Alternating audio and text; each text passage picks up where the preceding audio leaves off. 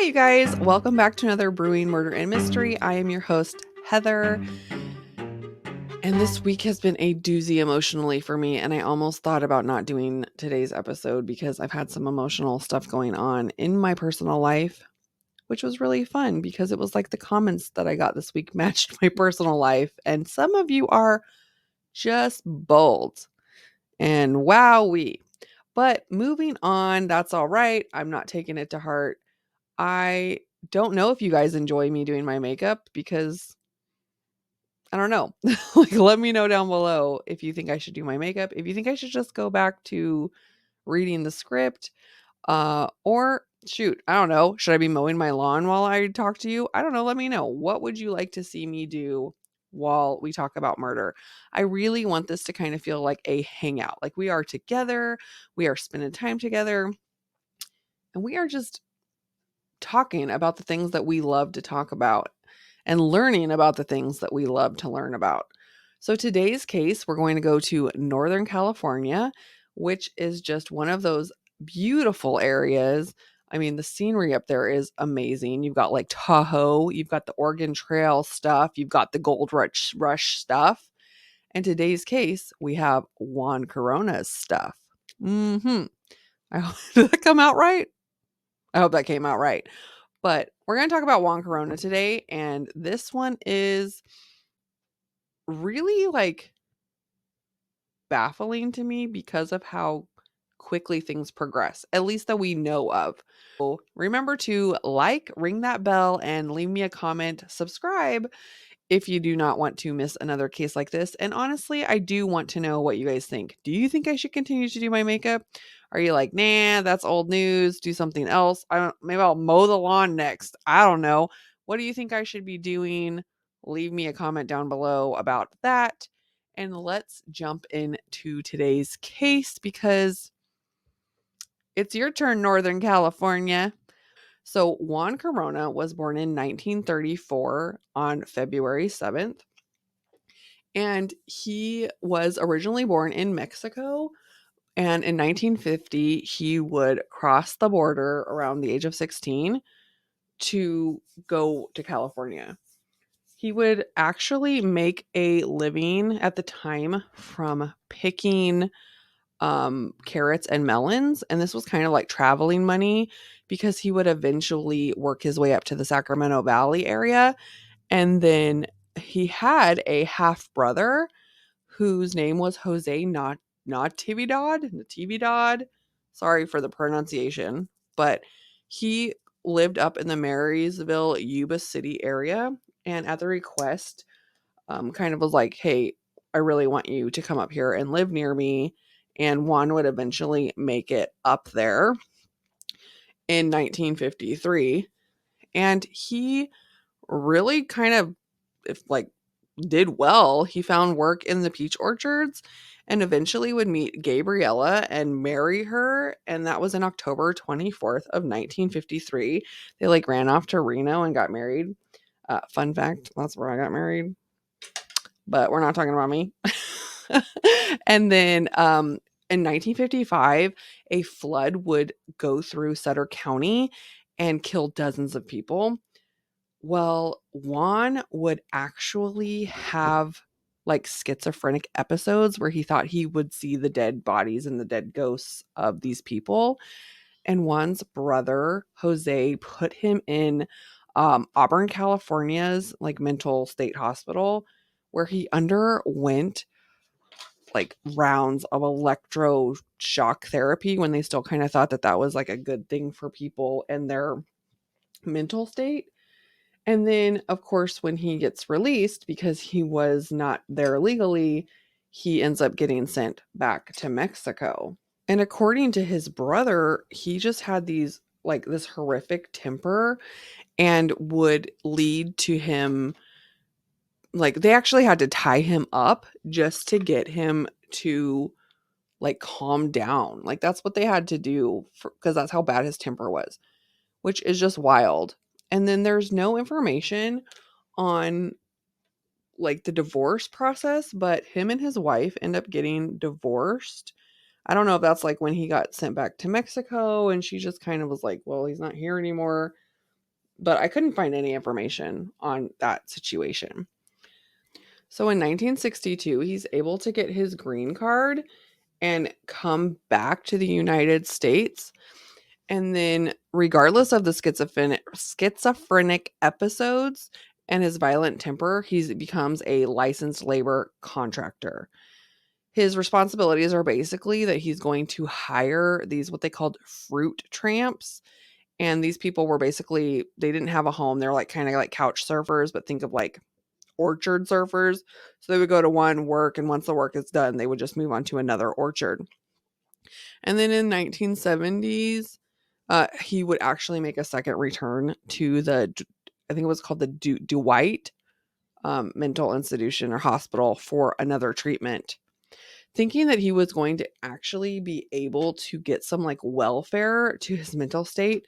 He applies, but he's unfortunately denied. And then this would just throw him into a fit of rage that he could not get welfare off of his schizophrenic episodes. After his divorce, he would actually get remarried 6 years later to Gloria, and they would have 4 daughters together. So, what these farmers didn't know is that they trusted Juan to find them workers, like immigrant workers and such.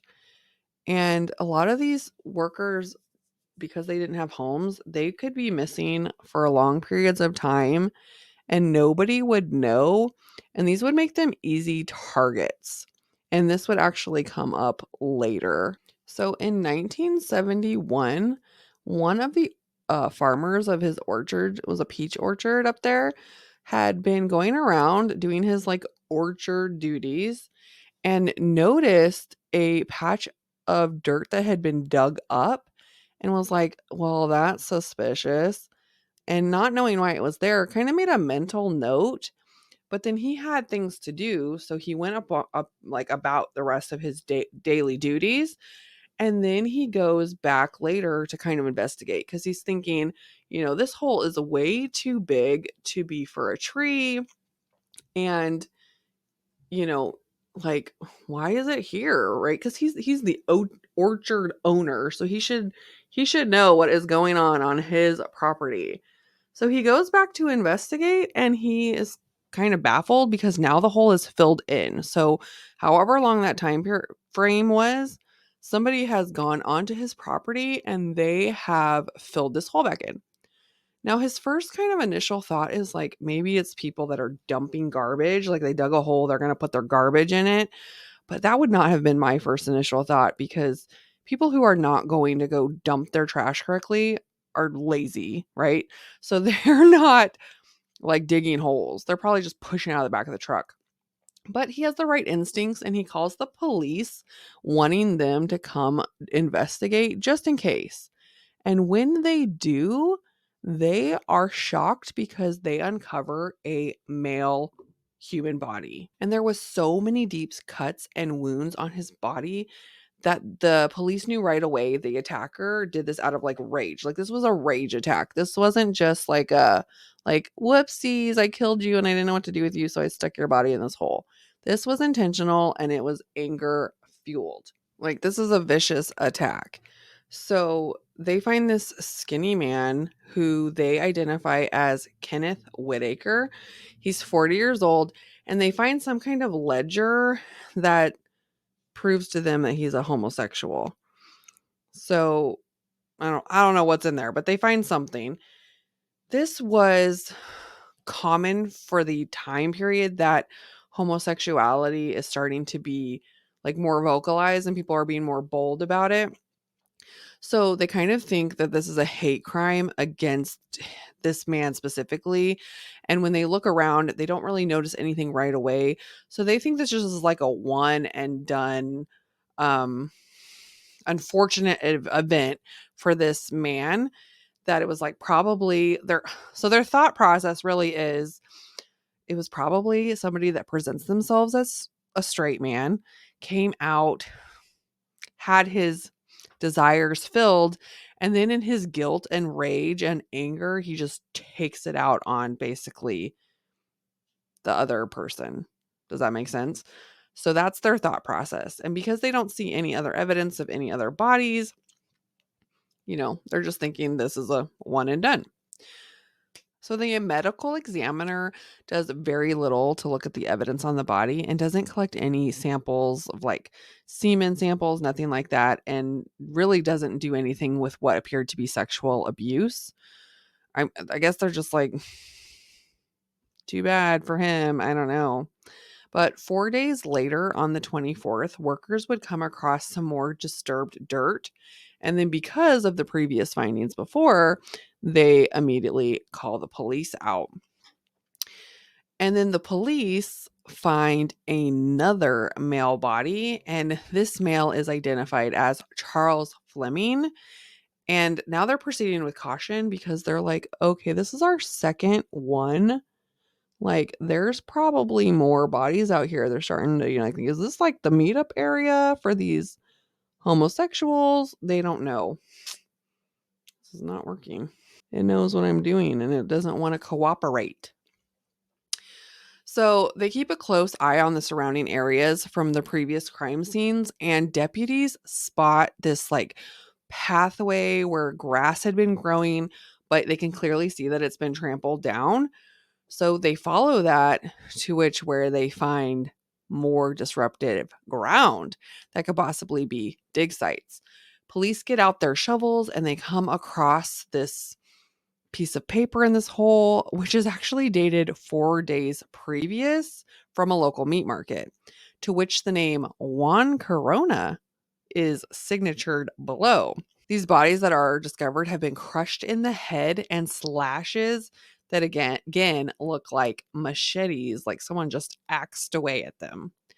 The name Juan Corona, however, was already on the radar of a Sheriff Roy Whiteacre because previously across the river, there was a fight at a cafe where a homosexual man named Jose Raya had been found in the men's bathroom, like beaten to a pulp, like at the end of his life. And the kicker was this cafe was owned by Juan's brother, Jose.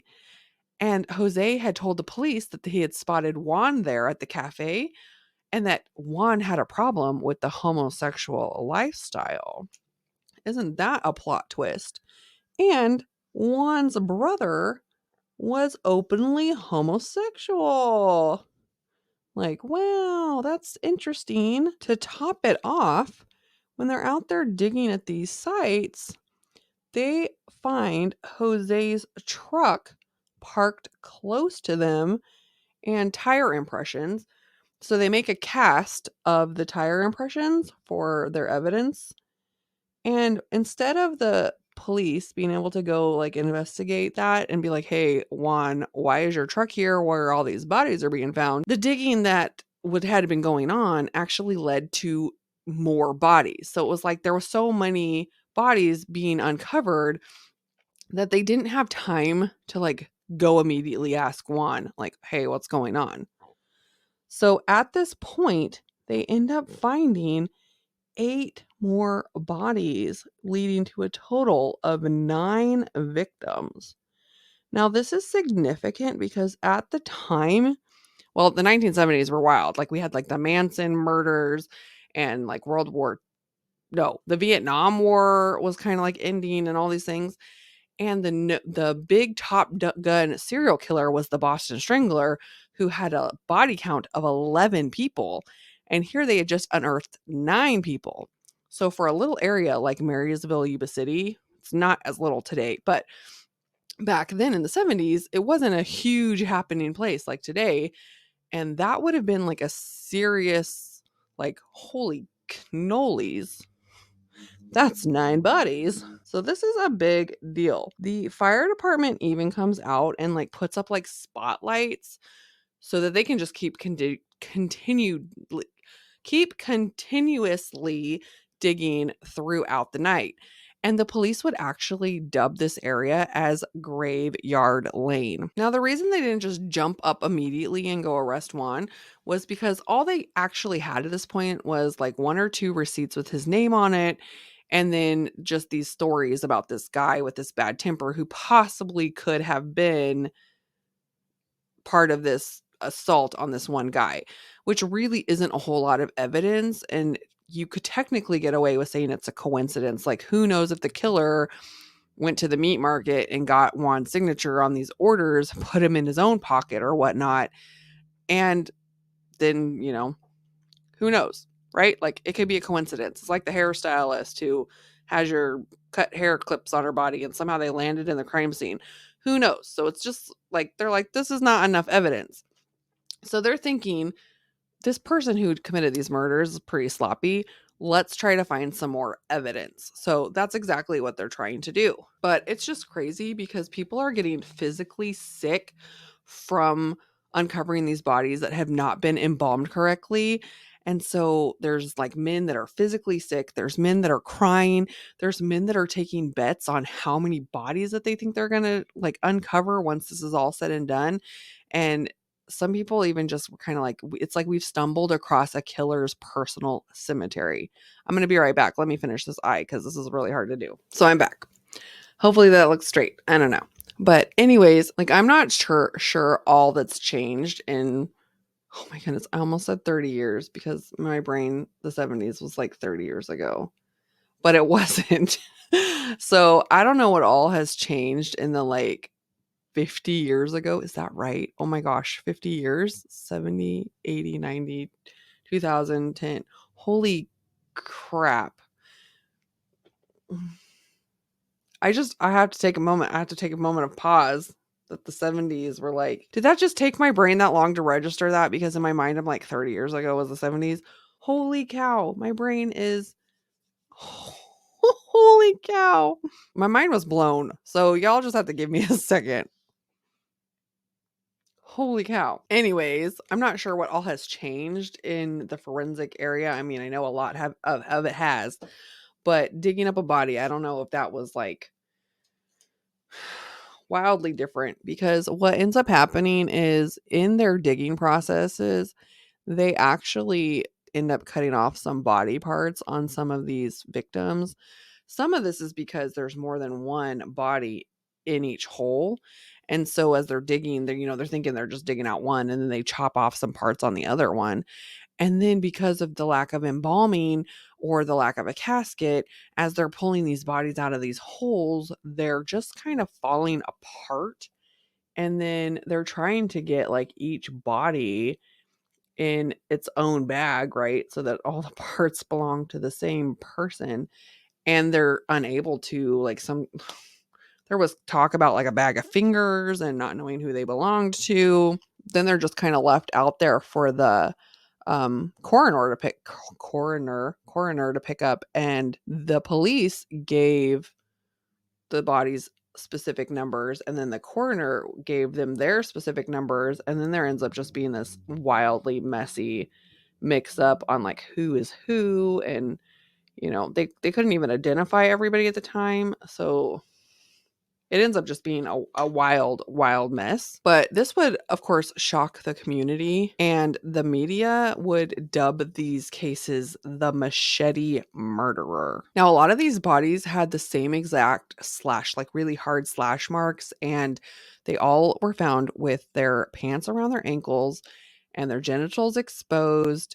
And somebody said that there was evidence of anal intercourse, but this isn't really brought up again. For it's touched on later, but because it wasn't brought up as a strong point in the case, some people believe that that was just speculation that then turns into rumor.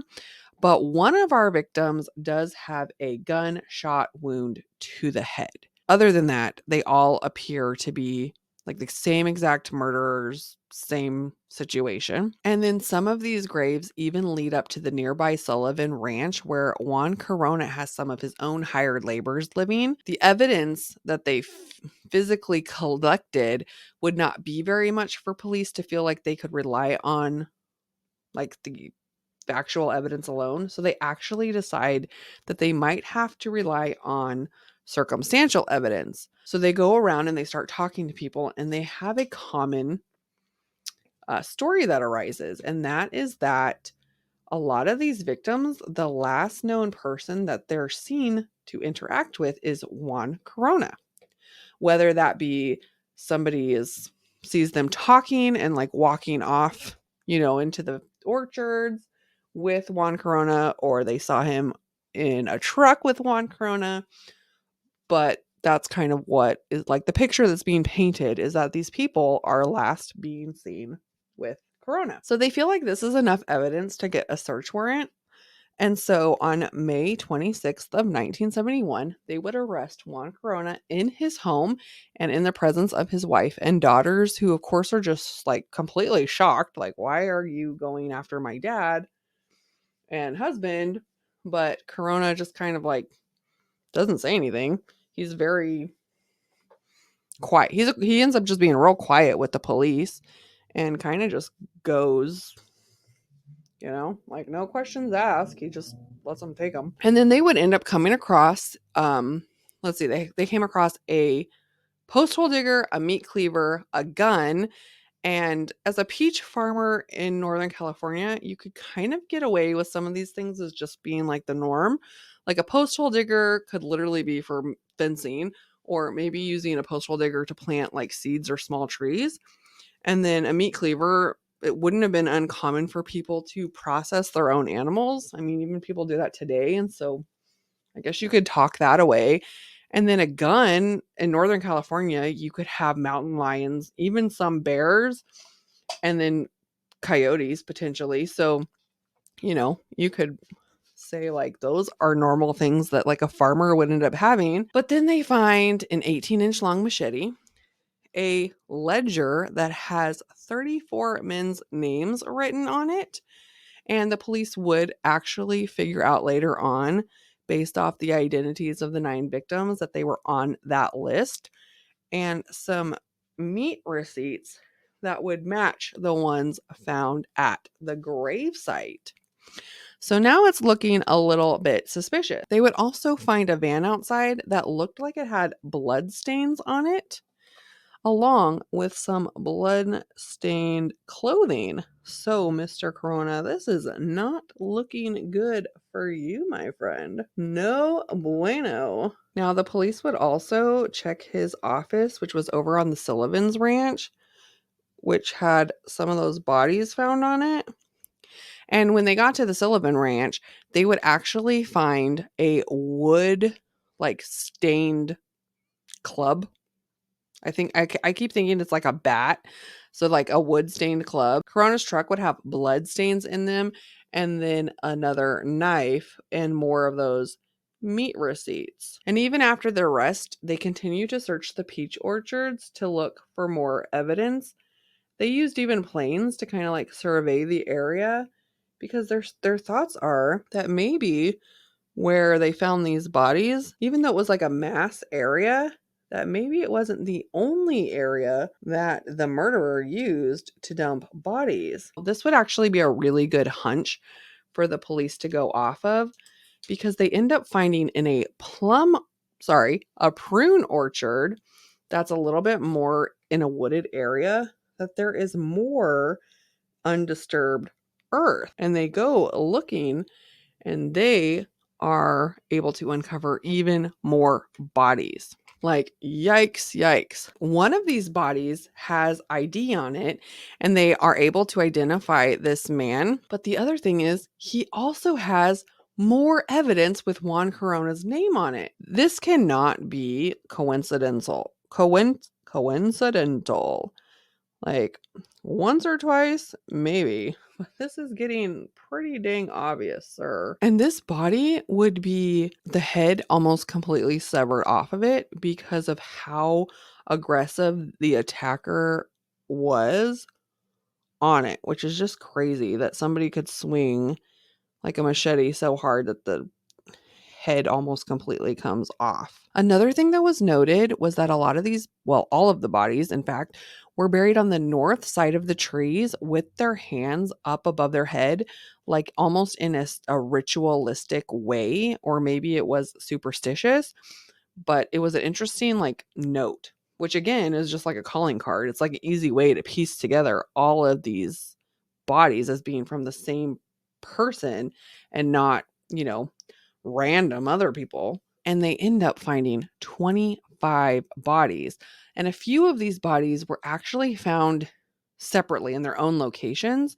So could be, in fact, more bodies that have never been discovered. At this point in history, like to date in America, this was the highest murder count for just one person. The victims ranged from age 40 to age 68, and family members learned the horror of this from the media, and those who had not been in contact with relatives in a little while grew concerned. I mean, I would too, because these drifters wouldn't be heard of for some time period. And so it was easy for them to become victims like this. People would call into the police station and write letters and even travel the country to go see if their missing loved ones were potentially one of these serial killer murder victims. And 21 of the 25 people were actually identified at the time. I believe they've all been identified at this point.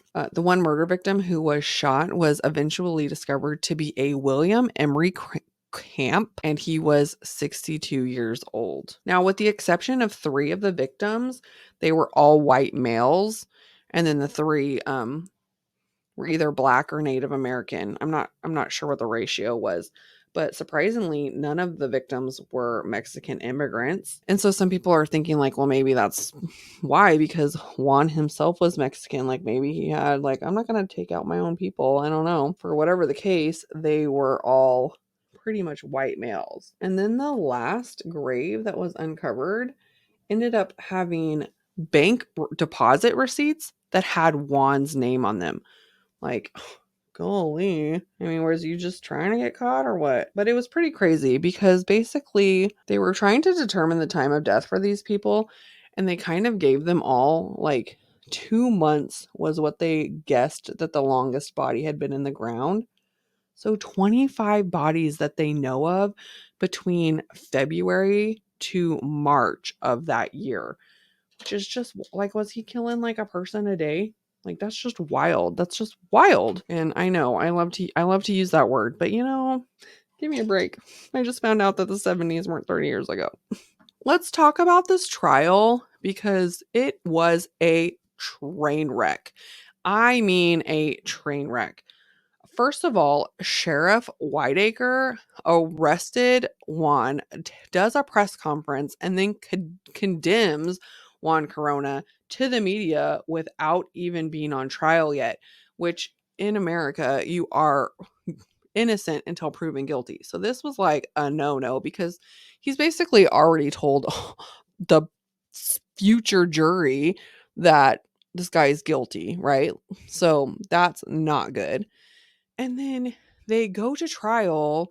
It takes a little while for him to even get a jury selection. They end up having to move out of the county. During the trial, Juan hires a public defender and would undergo several like psychiatric tests being deemed fit enough for trial because remember he had like that stay for schizophrenia.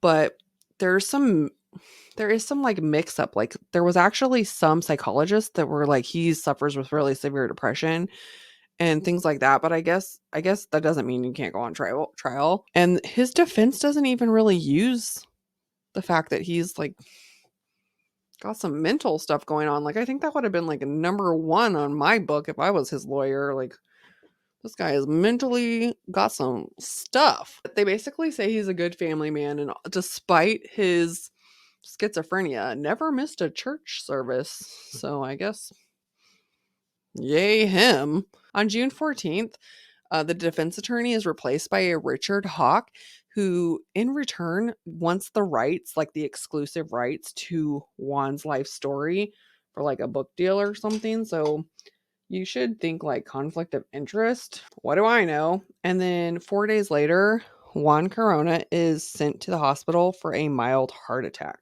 It's like, golly. And then on September 11th of 1972, the trial begins in Fairfield, California, which is about 60 miles away from the Yuba City area. And they kind of felt like this was a better option to find a jury because of how publicized everything was, and you don't want the people who are mad at you to be your jury. That was the reasoning for moving. And this trial would last 3 months. A casting of the tire tracks had been taken, but they were said to not match Juan's truck.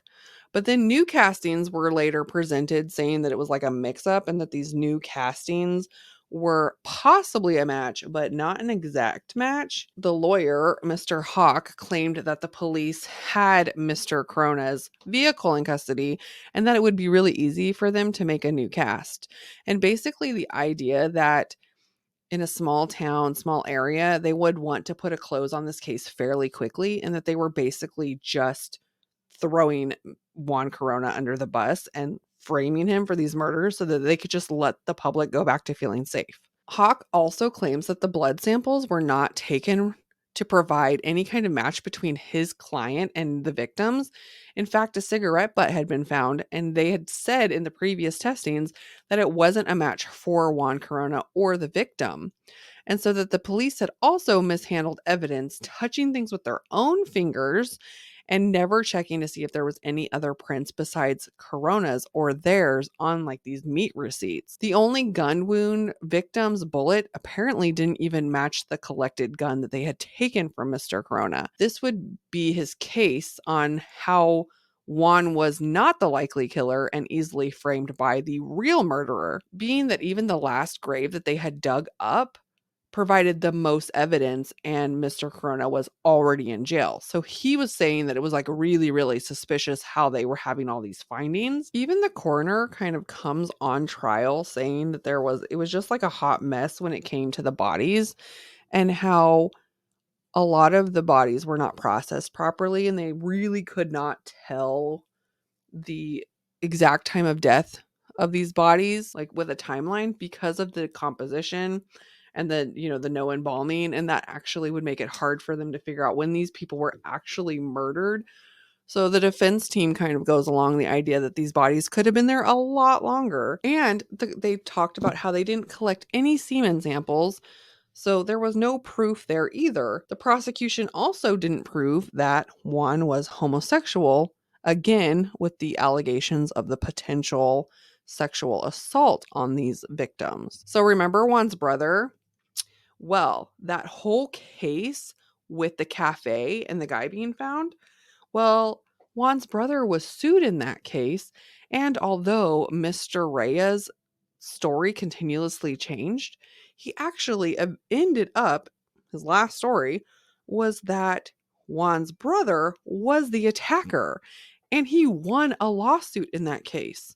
Then, after the case, due to shame or maybe the fact that he was guilty, Juan's brother fled back to Mexico and died 8 years later. So the defense team used this by saying he was the real murderer, and see, now that he's left the area, the murders have stopped. So he's trying to piece that all together, which the thought process is he's already a homosexual, so he could be the reason that these people are having the issues, that the assaults that they're having. And he would have access to Juan's house, his truck, all of his things. And maybe he was even like collecting the meat receipts for his brother or that kind of thing. Like that's the defense attorney's thought process on the situation. Basically, Hawk feels like the jury just needs to see enough holes in the prosecution that he doesn't even have to call up the witness that he claimed in his opening statement he was going to provide. He's hoping for enough reasonable doubt, really, is what it is. He thinks he's on the right track because a juryman who ends up getting excused for sickness kind of, I don't know how, I thought you weren't allowed to do this, maybe gets in trouble for it, but basically comes forward saying that there was enough doubt amongst the evidence. So Hawk is feeling pretty confident. I don't like that color. I think I'm going to try again. A witness is even called saying that the evidence for the cigarette butt was not processed correctly, though, and that in fact it does match Juan's DNA, his blood type, which I'm like, that's weird. Why is there blood on the cigarette? But well, what do I know? Now, in Hawk's closing statements, he just wants an acquittal, basically just proving that there's no real evidence. And Hawk's closing statements take 2 full days to go over.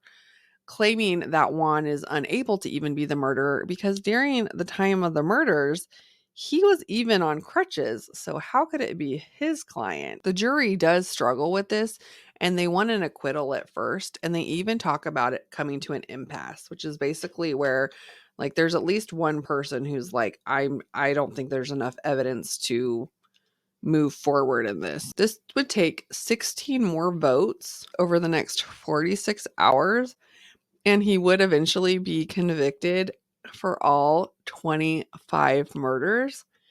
And then the judge would sentence him to 25 life sentences. California had just a few months earlier gotten rid of the death penalty. Now, while he was in jail, his wife would file for divorce and be granted that.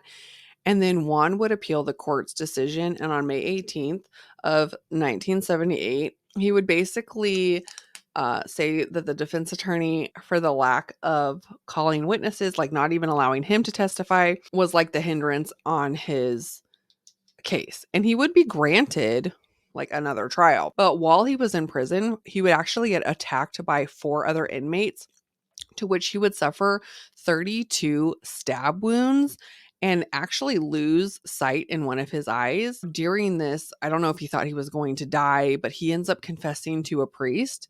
And while he confesses to the priest, he confesses to the murders. Now, priest to, is it client privilege? Priest to confessor privilege. He wasn't supposed to allow this confession out, but somehow it gets out. And then they end up using this in his trial on February 26th of 1982. When they redo the trial, this comes up in the trial. Now, this trial took place in Hayward, California, lasted 7 months, and Juan is able to testify for his own self. The one thing that the jury could not get past was the ledger that had the victims' names in it. So this would be the damning evidence that would cause them to reconvict him for all 25 counts of first-degree murder. Juan would have 2 more confessions, one of them being a letter, but then basically he would retract them again. So I don't know. Like, I don't know. Do you think it was coercion? Like, did he get beaten up to the point that he's like, fine, I did it? Or do you think there was actually enough damning evidence against him? He did shoot to have another trial, but this one was denied because after it was assessed, they felt like Juan really was the most likely killer. In 2019, Juan would die of natural causes in a hospital, and there have been no more victims found to date. I do have some interesting side notes. One is that my grandfather, who was a teacher during summer months, also worked in the peach orchards of Marysville and Yuba City when like teaching wasn't in session. And after Corona had been arrested, he realized that he had actually had dealings with Juan Corona. Like, wow, that is so up close and personal. Like, I'm really glad my grandpa didn't become a victim. Second of all, there is a church called Glad Tidings in Yuba City. It was actually built on one of the burial sites, and Pastor David said that Juan Corona claimed to sacrifice over 300 victims to the devil. Now, I'm not sure where he got this information from, but the police have contacted the church and they both kind of are like in the know that during any kind of construction or just any beings on the property, that if they come across any body parts being like bones, to contact police immediately. And then I was able to get some of this information from a retired guard worker from San Quentin's prison.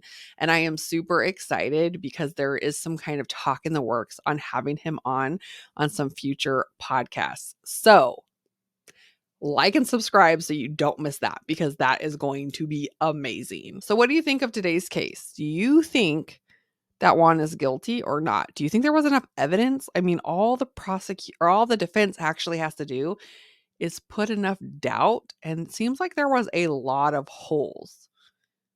I'm not sure. I'm like, oh, I don't know.